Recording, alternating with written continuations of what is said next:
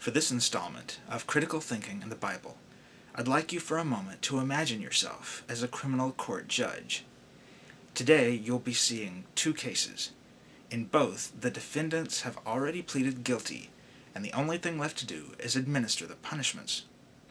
In the first case, it was a 45-year-old man who noticed that the 14-year-old daughter of his neighbor would rise every morning before dawn and make several trips back and forth from a local cistern in order to provide enough water for her family and their livestock for the day.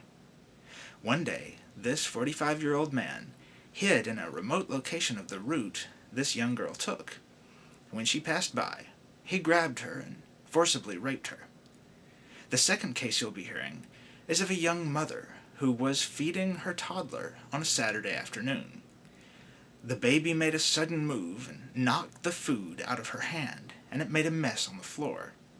Without thinking, she got a broom and swept up the mess. She didn't remember that it was a Sabbath.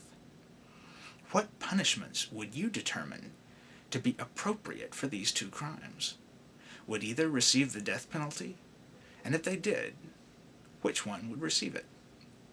Well, if you were a judge under the Mosaic Law, the law the Bible says God directly gave to Moses, the correct punishments would already be ordained. Your job would simply be to administer them.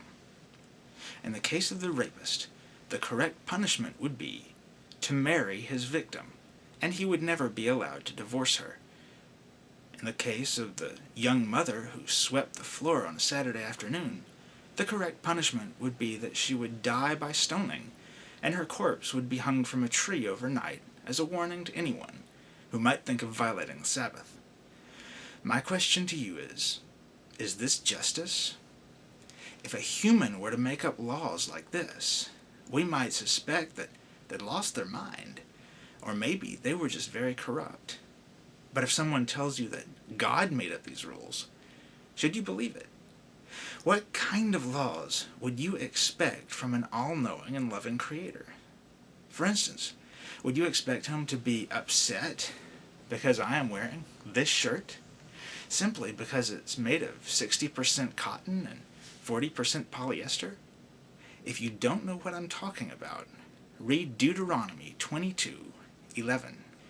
If someone told you that God gave them a law, and parts of that law seemed ridiculous, and other parts seemed atrocious, should you believe it actually came from God?